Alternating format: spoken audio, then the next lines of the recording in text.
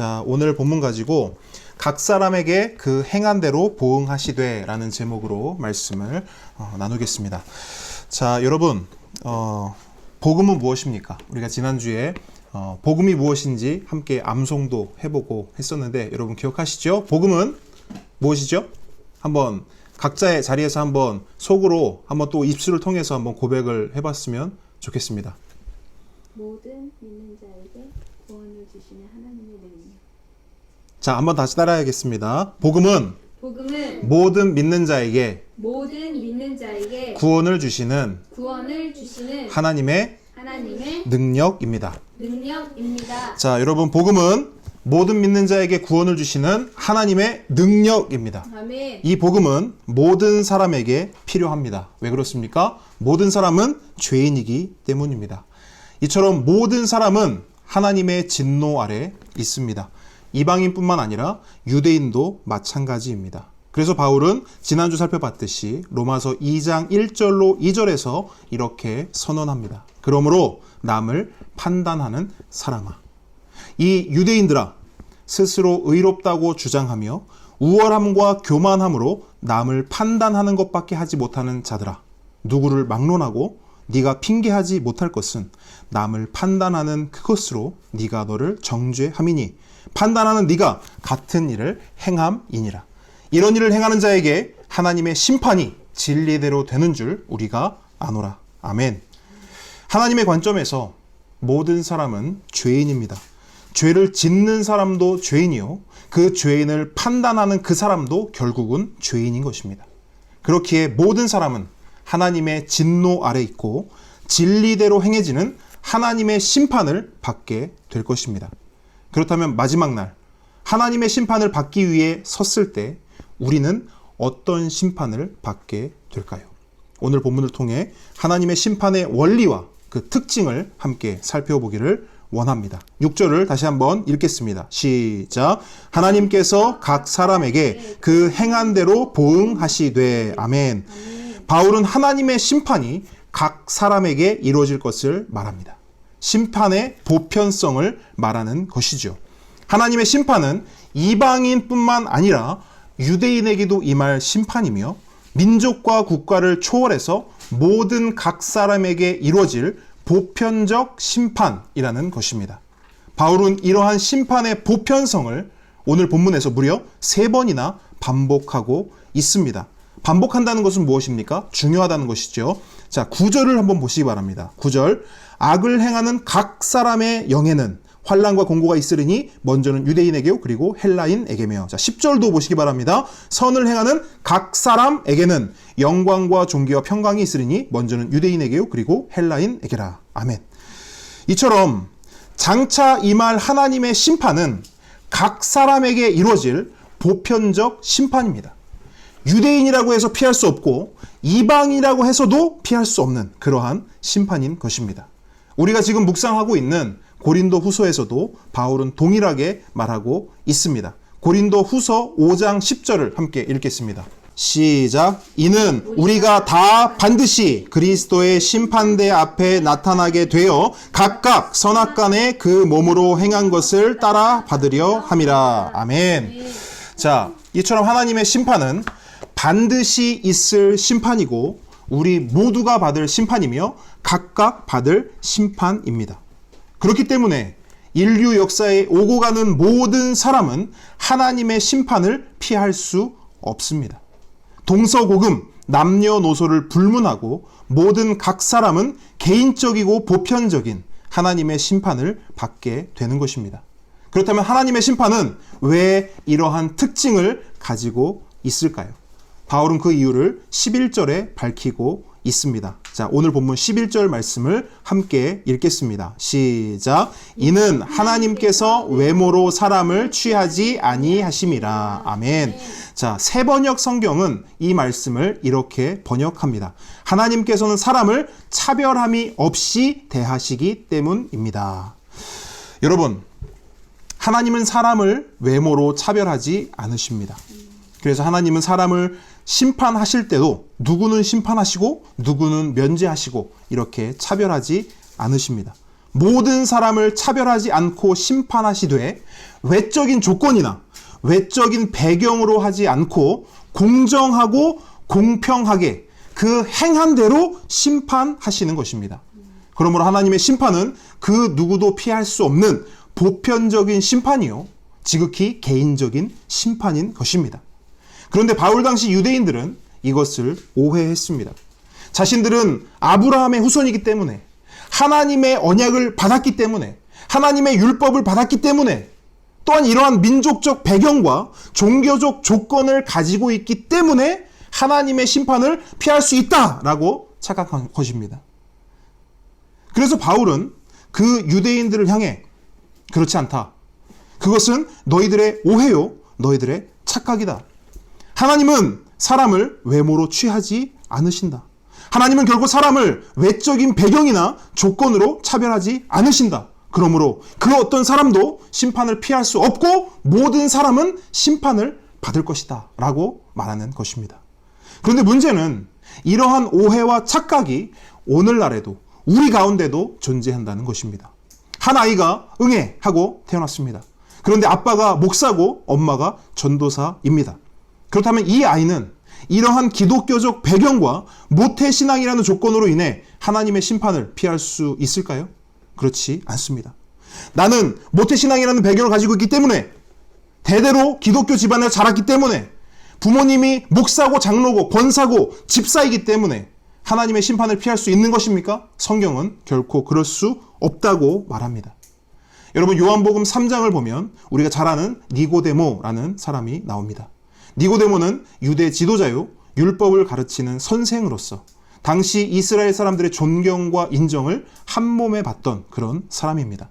그런데 그 니고데모를 향해 예수님께서는 뭐라고 말씀하십니까? 진실로 진실로 내게 이르노니 사람이 거듭나지 아니하면, 네가 한 번 더 태어나지 아니하면 하나님 나라를 결코 볼 수 없느니라. 여러분, 니고데모가 제 아무리 대단한 민족적 배경을 가지고 있더라도, 엄청난 종교적 조건을 가지고 있더라도 하나님께서는 그러한 외모로, 그러한 외적 배경으로, 조건으로 사람을 판단하거나 심판하지 않는다는 것입니다. 여러분, 명심하십시오. 하나님의 심판은 우리의 어떤 배경이나 우리의 어떤 조건에 따라 받기도 하고 면제되기도 하는 그런 것이 아닙니다. 하나님의 심판은 반드시 있을 심판이고 우리 모두가 받을 심판이며 각각 개인이 받을 심판입니다. 교회 공동체가 단체로 받는 심판이 아닙니다. 온 가족이 손을 잡고 함께 받아야 하는 심판도 아닙니다. 하나님 앞에서 각자가 홀로 서서 받아야 하는 그러한 심판입니다. 여러분, 자녀들에게 복음을 전하십시오. 자녀들에게 말씀을 가르치십시오. 자녀들에게 신앙을 전수하십시오. 그래서 우리의 자녀들이 하나님 앞에서 홀로 설 수 있도록 도와주십시오. 아버지의 하나님이 아닌, 어머니의 하나님이 아닌, 다른 누구의 하나님도 아닌 내 하나님을 믿고 내 하나님을 의지하며 내 하나님을 경험하며 살아갈 수 있도록 그렇게 우리 아이들을, 우리 자녀들을 가르치고 길러내야 합니다. 이것이 참된 자녀 교육이고 우리가 자녀들에게 물려줘야 할 믿음의 유산인 것입니다. 물론 그러기 위해서는 선행되어야 할 것이 있습니다. 내가 먼저 복음을 믿고 내가 먼저 복음으로 살아야 합니다. 내가 먼저 말씀을 읽고 말씀에 순종해야 합니다. 내 지금의 신앙에 안주하지 않고 더 깊고 풍성한 신앙의 지경으로 나아가야 합니다. 그래야 보여줄 수 있고 가르쳐줄 수 있으며 물려줄 수 있는 것입니다. 이것이 우리의 사명이고 우리의 부르심입니다. 그렇게 사명을 감당하고 부르심대로 살다가 하나님의 심판대 앞에 각각 개개인이 서는 것입니다. 하나님의 심판은 반드시 있을 심판이고 우리 모두가 받을 심판이며 우리 모두 각각 받을 심판인 것입니다. 그렇다면 우리가 마지막 날 그 심판을 받기 위해 섰을 때 우리는 어떤 기준으로 심판을 받게 될까요? 6절 말씀 다시 한번 읽도록 하겠습니다. 6절입니다. 시작. 하나님께서 각 사람에게 그 행한 대로 보응하시되. 아멘. 자, 여러분, 바울은 놀랍게도 그 행한 대로 심판을 받을 것이다 라고 말합니다. 우리의 행위가 심판의 기준이 된다는 것입니다. 여러분, 갑자기 머리가 띵하고 머릿속이 복잡해지지 않으십니까? 왜냐하면 구원은 오직 믿음이고 구원은 오직 은혜라고 외치던 바울이 갑자기 뭘 말합니까? 행위를 말하고 있기 때문입니다. 여러분, 바울의 마음이 바뀐 것일까요? 아니면 바울의 논리가 꼬여버린 것일까요? 그렇지 않습니다. 바울은 지금 행위 구원을 말하는 것이 아닙니다. 또는 구원을 받기 위해서 믿음도 있어야 하지만 믿음 위에 행함도 더해져야 구원을 이룰 수 있다라고 말하는 것도 아닙니다. 여러분, 절대 오해해서는 안 됩니다. 이러한 것은 바울이 로마서에서 말하고자 하는 구원이 절대 아닙니다. 성경이 말하는 구원도 이러한 것이 절대 아닙니다. 성경이 말하는 구원은 지금까지 바울이 계속해서 말한 그대로입니다. 오직 은혜로, 오직 믿음으로 받는 것이 구원입니다. 구원은 오직 은혜요, 오직 믿음입니다.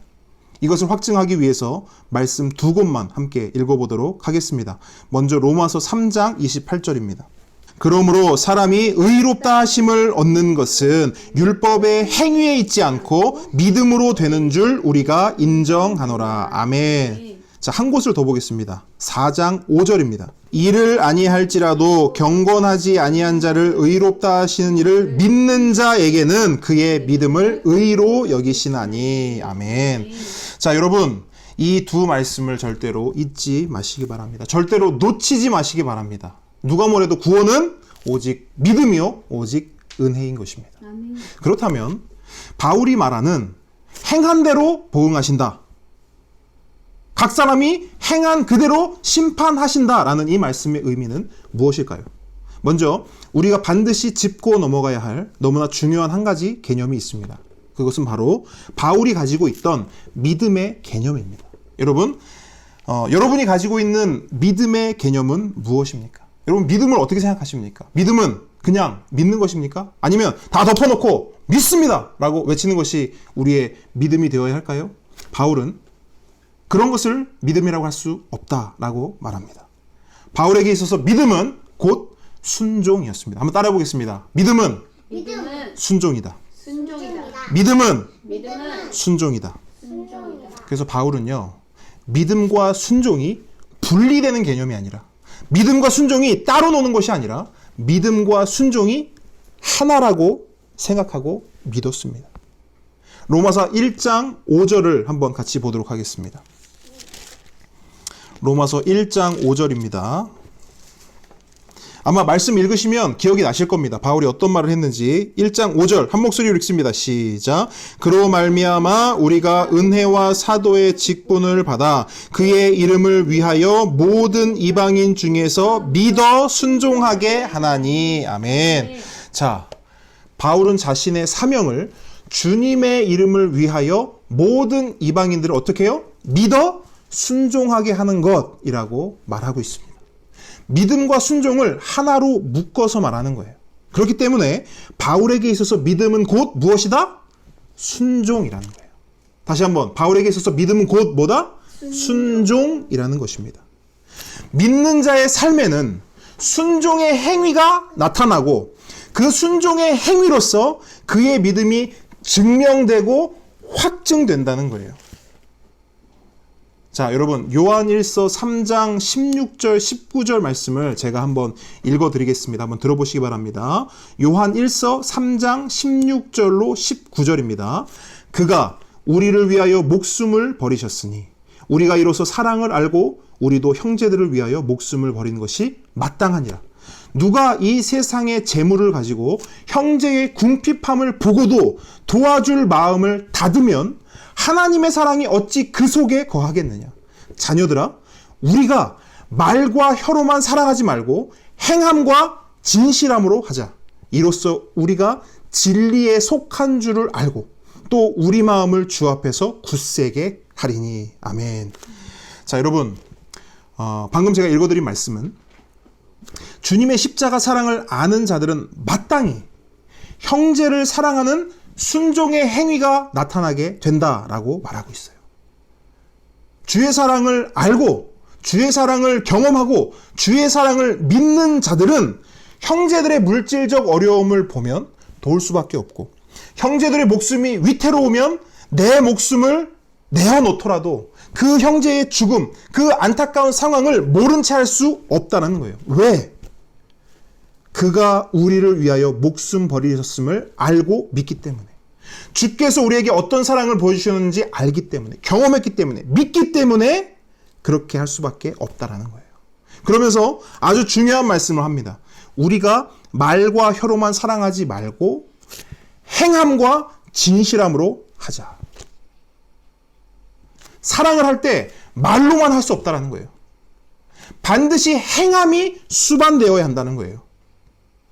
이로써 그 행함이 증거가 되어 우리가 진리에 속한 줄을 알고 또 우리 마음을 주 앞에서 굳세게 하리니. 여러분,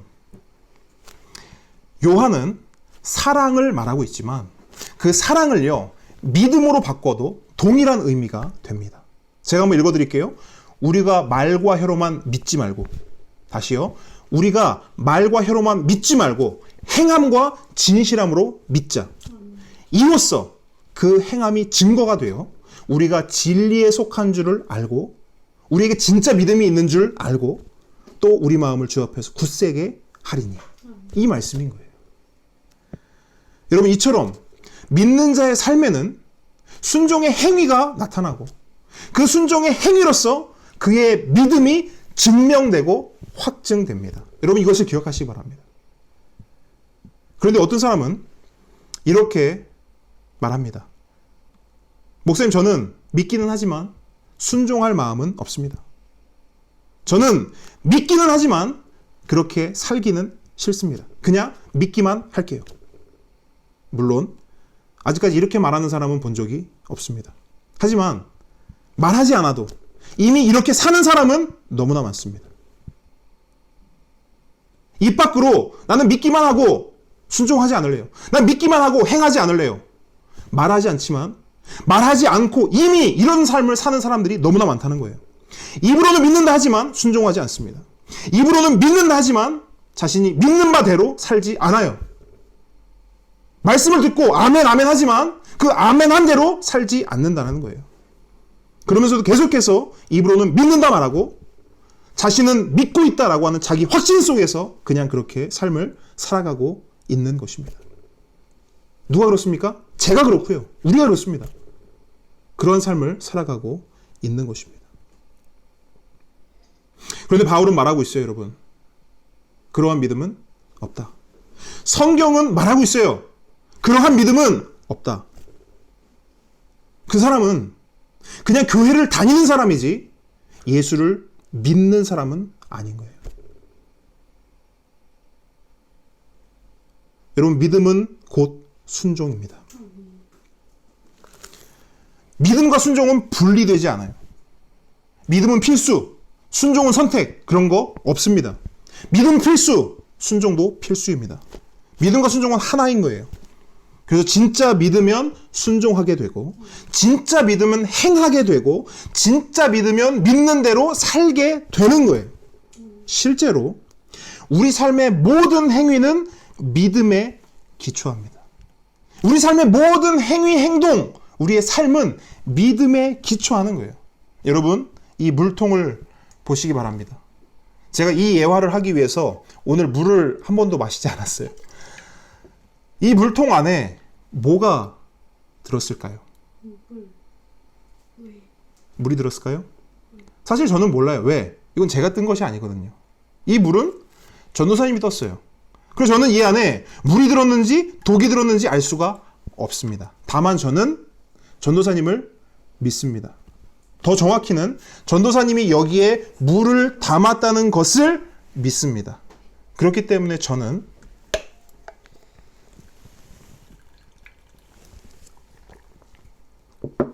이 통에 물이 들었다는 것을 믿음으로 이 통에 든 것을 마신 것입니다. 방금 제가 물을 마신 행동은, 행위는 표면적으로는 물을 마시는 행위이지만 이 행위의 본질은 뭐죠? 믿음이죠. 믿음의 기초에서 이 물 마시는 행위를 한 것입니다.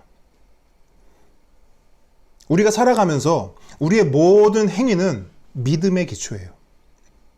무엇인가를 믿기 때문에 그 믿음대로 행하는 것입니다. 이처럼 뭔가를 행하는 것은, 뭔가에 순종한다는 것은 믿음을 기초로 합니다. 믿기 때문에 그 행위를 하는 것이고, 믿기 때문에 그 행위를 할 수 있는 것입니다. 어떤 사람이 땅굴을 팝니다.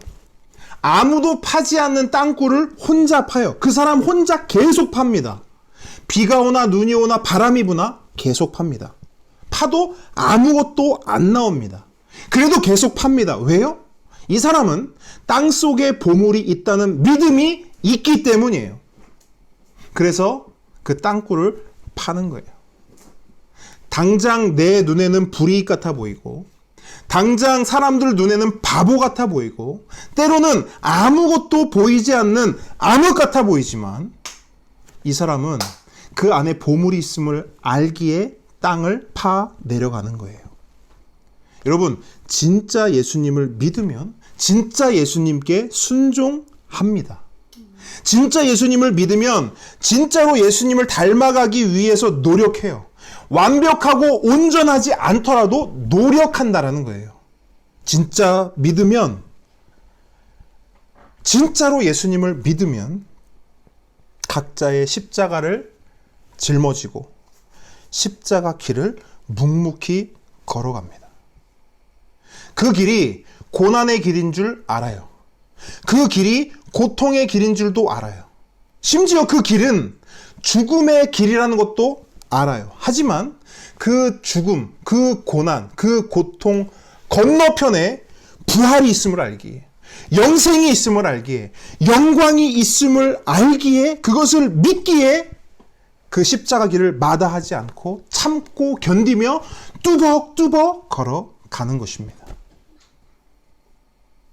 이것이 믿음이에요. 믿음은 곧 순종입니다.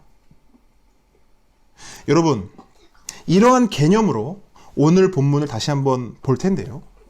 이러한 개념을 가지고 오늘 본문을 보면 우리는 머리가 띵하지도 않고 복잡하지도 않게 이 본문 말씀을 알 수가 있어요. 의문이 풀려버립니다. 자, 바울이 말하는 행한 대로 보응하신다, 행위대로 심판하신다 라는 이 말씀의 의미는 무엇입니까? 잘 들어보십시오. 믿음은 순종의 행위로 증명되고 확증되기에 하나님께서는 각 사람의 순종의 행위대로 심판하신다라는 거예요. 다시 한번, 믿음은 순종의 행위로 증명되고 확증되기에 하나님께서는 각 사람의 순종의 행위대로 심판하신다는 거예요. 하나님 입장에서는 믿음을 보나, 믿음의 열매를 보나, 믿음을 보나, 순종의 행위를 보나 똑같다라는 거예요.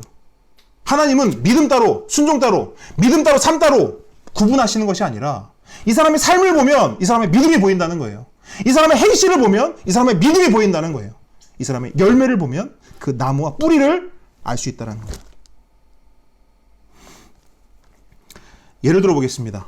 마지막 심판날에 어떤 한 사람이 하나님 앞에 서서 이렇게 말합니다. 하나님, 저는 유대인입니다. 저는 아브라함의 후손이고 율법을 받았으며 할례도 행하였습니다. 우리식으로 바꾸면 이렇습니다. 하나님, 저는 모태신앙입니다. 저의 친가는 3대째 기독교 집안이고 저의 외가는 4대째 기독교 집안입니다. 저의 아버지는 땡땡교회 원로 목사이고 저는 땡땡교회 장로입니다. 이렇게 말할 때 하나님은 어떻게 하신다는 겁니까? 하나님께서는 그의 외모를 보지 않으시고 그의 신앙적 배경이나 그의 종교적 조건을 심판하지 않으시고 오직 그의 순종의 행위를 가지고 그의 삶을 가지고 심판하신다는 것입니다. 그가 어떤 가정에서 자랐는지, 어떤 교회를 다녔는지, 어떤 훈련을 받고 어떤 목사의 설교를 들었는지, 이런 신앙의 이력과 배경을 보시는 것이 아니라 그가 진짜 믿는 자로서, 믿음을 가진 자로서, 그리스도인답게, 모태신앙답게, 목사답게, 집사답게 믿음을 순종하고, 믿음으로 순종하고 믿음의 열매를 맺으며 믿음의 증거를 보이며 살았는지를 가지고 하나님은 의인과 악인을 구분하고 심판하신다는 거예요. 이게 우리가 마지막 날 서게 될, 마주하게 될 하나님의 심판이에요. 여러분, 절대로 믿음을 오해하지 마시기 바랍니다. 믿음과 행위를 분리하지 마시기 바랍니다. 물론 행위는요, 믿음의 근거가 될 수는 없어요. 여러분 잘 들으셔야 돼요. 행위는 우리 믿음의 근거가 될 수는 없어요.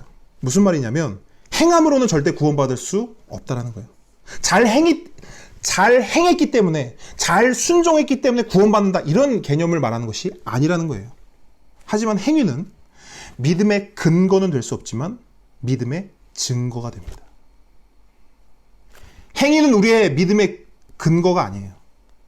행위는 믿음의 증거입니다. 그래서 구원받는 자의 삶에는 반드시 행위의 증거, 행위의 열매가 나타난다는 것입니다. 믿음이 뿌리요 나무라면 행위는 열매입니다. 사과가 열린 것을 보면 그 나무가 사과나무인 것을 우리는 압니다. 나무에 포도가 열린 것을 보면 그 나무가 포도나무구나, 우리는 아는 거예요. 마찬가지예요. 내 삶에 나타난 순종의 열매를 보면, 내 삶에 나타난 순종의 행위, 믿음의 행위를 보면 나에게 구원받을 만한 믿음이 있는가 없는가 알 수 있다는 거예요. 그렇게 믿는 자의 삶은 분명 다릅니다. 믿는 자의 삶은 달라요. 어떤 식으로든 그 다름이 표현되고 증명되며 보여집니다. 물론 그 다름이 완전하거나 온전한 모양을 가지고 있다라고 말씀드리는 것은 아닙니다. 그 열매가 작을 수 있어요. 미약할 수 있어요. 실망스러울 수도 있습니다. 어떤 자매가 이런 고백을 합니다. 목사님, 이제 신앙생활 한 지 3년 조금 넘었는데 잘못된 것도 알고 죄라는 것도 알지만 잘 고쳐지지가 않아요. 너무 힘들어요. 저는 믿음이 너무 약한가 봐요. 저 구원받지 못했나 봐요. 여러분, 이러한 자매가 있다고 한다면 이 자매에게 어떠한 말을 해줄 수 있을까요? 여러분, 저는 이거라고 봐요. 그 자매에게 이렇게 말해줄 것 같아요. 자매님이 그렇게 고백하는 그 자체가 믿음의 증거이고 믿음의 열매입니다. 그럼 자매가 묻겠죠. 아니 왜요? 저는 여전히 잘못된 것, 죄라는 것 알지만 잘 고쳐지지도 않고 잘 변화되지도 않았는데요. 왜냐하면 자매님이 믿음이 없을 때는 자매님에게 어떤 죄가 있었는지, 자매님이 어떤 죄를 짓고 살았는지, 그 죄가 얼마나 큰지, 그 죄가 나를 얼마나 힘들게 하고 나락으로 떨어지게 하는지 몰랐잖아요. 그런데 지금은 알지 않습니까? 그거 자매님이 안 것 아니에요. 자매님 안에 믿음이 있기 때문에, 자매님 안에 성령님이 역사하기 때문에 그 죄를 깨닫게 해주시는 겁니다. 그게 바로 열매예요. 그게 증거입니다. 이전에는 죄에 대해서 너무나 무지했는데 내가 하는 행동, 내가 하는 말, 내가 하는 생각, 그것이 죄인 줄도 모르고 마음껏 그 죄 가운데 푹 빠져 있었는데 어느 날 그게 죄라는 것이 인식이 되고, 이거 하나님이 기뻐하는 거 아니지, 하나님이 나의 이런 모습을 보면 얼마나 슬퍼하실까라고 생각되고 발버둥 치면서 어떻게 하면 내가 이 죄에서 빠져나올 수 있을까? 하나님 도와주십시오. 예수님 은혜를 베풀어 주십시오. 라고 마음 먹고 기도하는 바로 그것이 믿는 자의 삶에 나타나는 아주 미약하나마 아주 작지만 믿음의 열매요 증거라는 것입니다. 이처럼 믿음을 가진 자는, 믿는 자의 삶에는 어떤 식으로든 크든 작든 믿음의 증거가 나타나고 믿음의 열매가 맺혀집니다. 그러나 여러분, 우리 믿음의 증거와 열매가 늘 그 정도 수준에 머물면 안 됩니다. 늘 그 자리에서 맴돌면 안 돼요. 더 깊고 풍성한 곳으로 나아가야 합니다. 더 깊고 풍성한 믿음의 망망대해가 우리의 삶에 펼쳐져 있어요. 하나님이 허락하셨어요. 그러므로 하나님이 우리에게 원하시는 것은 우리가 개울가에서 발만 담그고 첨벙첨벙거리며 노는 것이 아니라 우리 모두가 그 하나님께서 우리 앞에 펼쳐주신 그 믿음의 망망대해로 나아가기를 원하세요. 그러면 그 믿음의 망망대해로 나가는 것이 어떠한 것인가? 자, 7절 말씀을 함께 보도록 하겠습니다. 7절. 자, 한 목소리로 읽습니다. 시작. 참고 선을 행하여 영광과 존귀와 썩지 아니함을 구하는 자에게는 영생으로 하시고. 아멘. 자, 여러분, 우리의 믿음의 행위가, 믿음의 열매가 여기까지 나아가야 하는 거예요. 참고 선을 행하는 데까지 나아가고 영광과 존귀와 썩지 아니함을 구하는 데까지 나아가야 하는 것이에요. 자, 특별히 여기서 참고라는 말 있죠. 참다. 이 말이 굉장히 중요한데 원어로 보면요.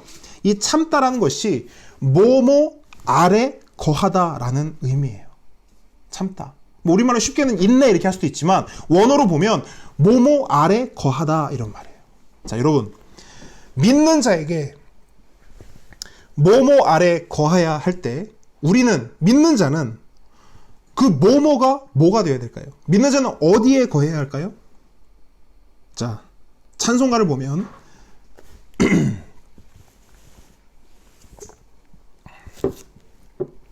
자, 찬송가를 보면 아주 멋진 가사가 있습니다. 주 날개 밑 내가 편안히 쉬네. 이 찬양 아시죠?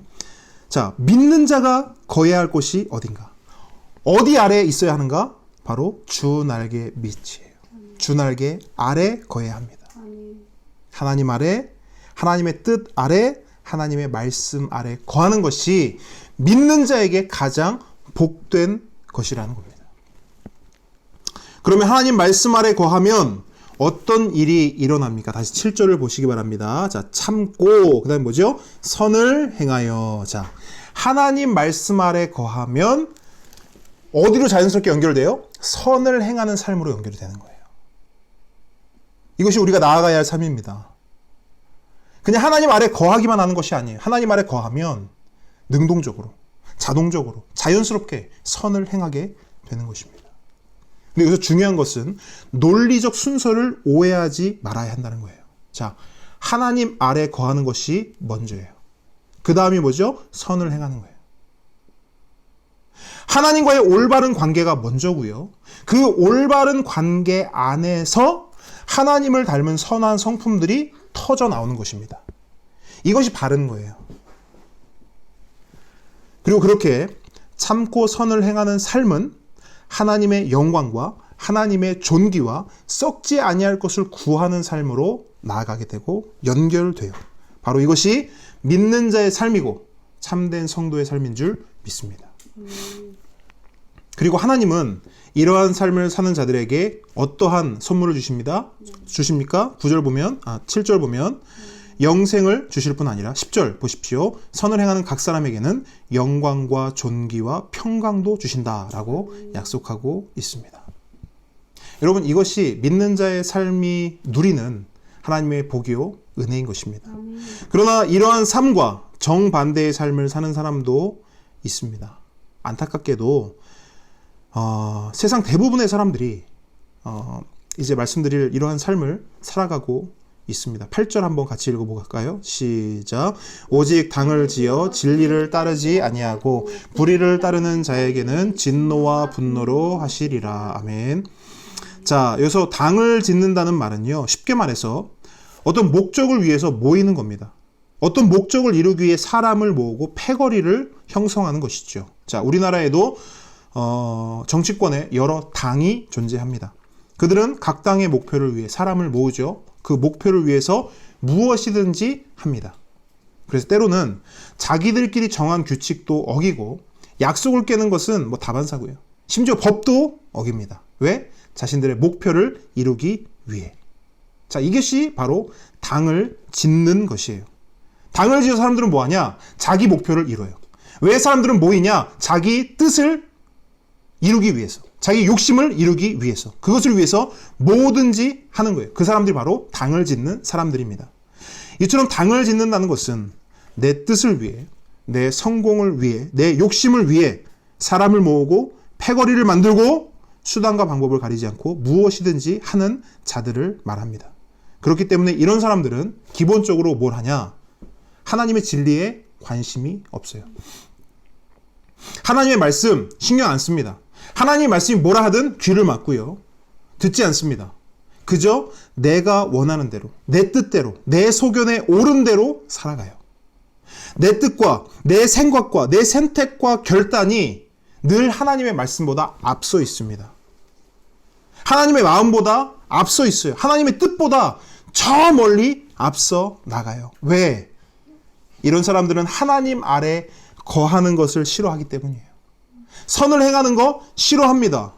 하나님의 영광과 하나님의 존귀와 썩지 아니할 것을 구하는 삶에는 아무 관심도 없어요. 오직 나. 오직 나의 삶, 나의 성공, 오직 나. 그러다 끝나는 거예요. 그러다 심판대 앞에 서는 겁니다. 그렇게 나를 주장하며 오직 나를 위해서 살았던 그 행실이 하나님 앞에 다 까발려지는 거예요. 그리고 하나님은 그것으로 각 사람을 심판하신다는 거예요. 그때 이러한 자들이 하나님의 심판대 앞에 섰을 때 그들의 최후는 무엇입니까? 8절로 9절 보십시오. 오직 당을 지어 진리를 따르지 아니하고 불의를 따르는 자에게는 진노와 분노로 하시리라. 악을 행하는 각 사람의 영에는 환난과 곤고가 있으리니. 말씀을 정리합니다. 하나님의 심판은 반드시 있을 심판이고 우리 모두가 받을 심판이며 각각 개인이 그 행한 대로 받을 심판입니다. 그렇다면 우리는 각자가 자신의 삶을 점검하고 돌아봐야 합니다. 나는 주의 날개 아래 거하는 것, 그 아래서 선을 행하는 것, 하나님의 영광과 존귀와 썩지 않는 하늘의 영원한 가치를 추구하고 있는가? 그것을 바라보고 그것을 원하고 그것을 위해 살아가고 있는가? 아니면 그저 내 뜻대로, 내 마음대로, 내 생각대로, 내 욕심대로 이 땅에 썩어 없어질 것만을 바라보고 사모하고 추구하고 있는가? 어떻게든 이 땅의 것을 얻기 위해서 악착같이 발버둥치며 살아가고 있는가? 고민해봐야 한다는 것이죠. 고린도전서 10장 31절 말씀은 우리에게 이렇게 말씀합니다. 그런즉 너희가 먹든지 마시든지 무엇을 하든지 다 하나님의 영광을 위하여 하라. 아멘. 우리의 생각 한 조각, 우리의 말 한마디, 우리의 행동 하나에도 어떻게 하면 하나님의 영광을 위해 할 수 있을까? 이것을 고민하는 삶. 바로 그런 삶이야말로 성도의 삶이다.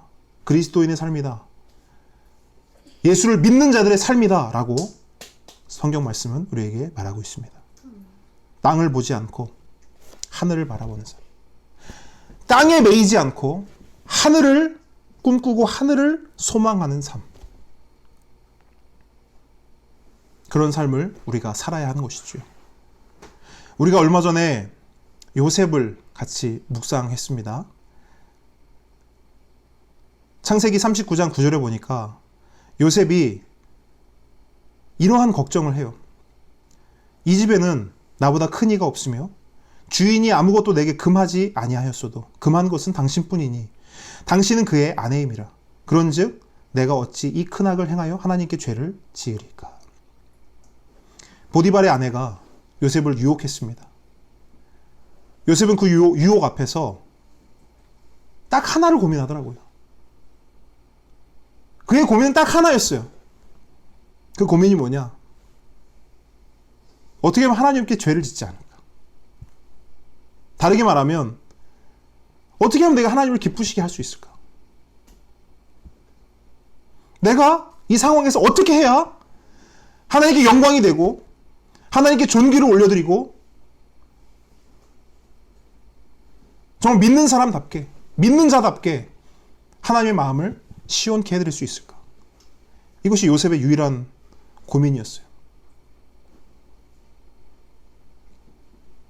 어떻게 하면 이 땅에 썩어 없어질 것을 바라보지 않고 사모하지 않으며 멀리할 수 있을까?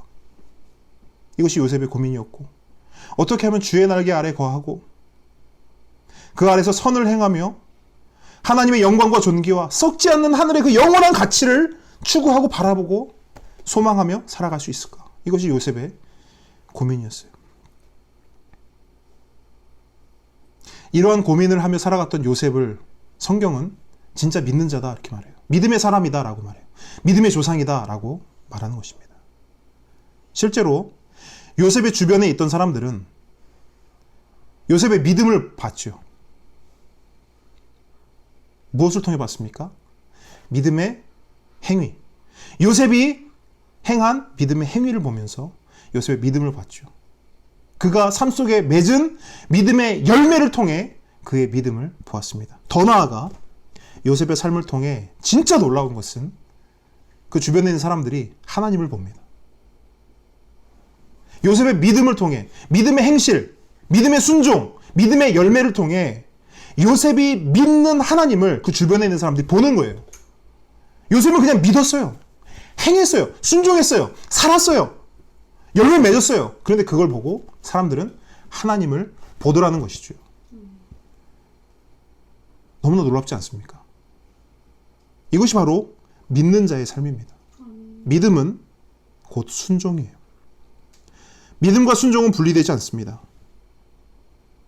믿음이 필수라면 순종도, 행위도, 열매도 필수입니다.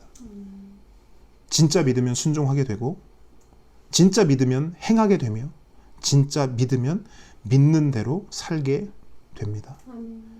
여러분, 저와 여러분이 믿음을 증명하는 삶을 살기를 바랍니다.